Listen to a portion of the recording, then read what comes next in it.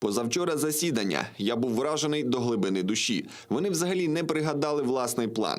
Вони постійно розмовляють про наш. Підгрупа обговорювала наш план. І на загальному засіданні також була дискусія про наш план. Тільки Гризлов, уповноважений представник російського президента, сказав, що у нього є певні занепокоєння, чи не порушує наша позиція мінські домовленості. Ми кажемо, не порушує. Гризлов то з'являється на перемовини. 2 тижні тому його не було. Був його представник російський посол Куль-Мухаметов, великий фахівець по Сирії, колишній посол у Сирії. Зараз з'явився Гризлов, але я бачу, що він робить без настрою те, що він робить.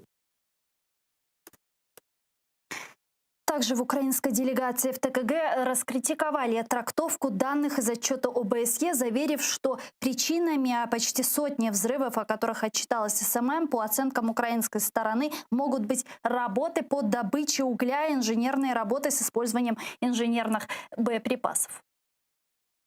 Усі факти зафіксовано у денну пору в проміжку з 10 до 12 години, що підтверджує висновки про промислове або інженерне походження вибухів. Заяв від російської сторони про порушення режиму припинення вогню не надходило. Очень много интересных заявлений в это время также прозвучало из уст главы украинской делегации в трехсторонней контактной группе от Леонида Кравчука, который заявил, что для проведения местных выборов на оккупированном Донбассе 31 марта 2021 года украинская сторона должна принять несколько законов. Давайте его послушаем. Прийняли закон, вже можна готуватися до виборів. Лютий, березень і частина січня. Часу вистачає. І це не сьогодні готується. Ми це робимо не з чистого аркуша. Вже є напрацювання, приймається закон, готуються вибори. Он также добавил, что до выборов Рада должна принять законы о демилитаризации и амнистии. К нам сейчас подключается Тарас Семенюк, фахівець з медійних комунікацій, оглядач з питань міжнародної політики. Пане Тарасе, вітаю вас. Добрый вечер. Добрый вечер.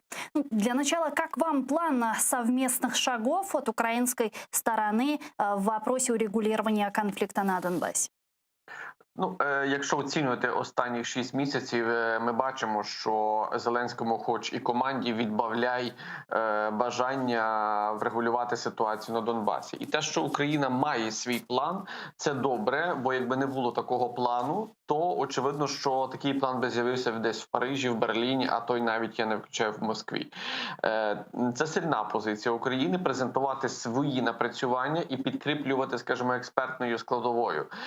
Тут питання, чи йде Росія на цей план, і чи Росія погодиться на такі от умови. Ми бачимо... Тут вопрос в суті этого плану.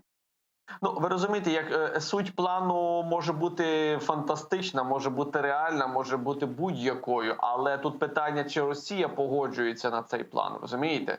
Тобто, давайте, якщо копнути ще в історію, то перший план з'явився в Авакова, так званий план малих кроків з повернення тимчасово втраченого контролю на кордоні і, зокрема, тих територій. Він був, зокрема, і презентований в Америці, та це був перший план тоді, ще за часів Порошенка. І він дуже сильно не відрізняється від цього плану, який запропонував, я би сказав, Зеленський. Тобто це є продовження цієї ініціативи, яку Україна пропонує, зокрема, в Мінській контактній підгрупі. І знову ж таки все зводиться до того, а чи Росія буде погоджуватися на виконання ось цих умов. І тут і Берлін, і Париж можуть тиснути, можуть просити, але ми бачимо неконструктивну позицію Російської Федерації. А без їхньої згоди, годі буде, скажімо, запроваджувати ті заходи, які запланувала українська сторона. А все це зводиться до виборів. От Кравчук говорить про те, що Київ не відмовляється від того, щоб проводити вибори. Це зрозуміло. Але вибори на Донбасі можуть бути проведені лише в тому випадку, коли буде працювати, коли повернеться туди на окуповану територію українська юрисдикція, тобто запрацюють суди, правоохоронні органи, відповідно українські ЗМІ, партії політичні отримують, в принципі, можливість працювати. Тільки тоді ми можемо говорити про вибори з точки зору демократії, з точки зору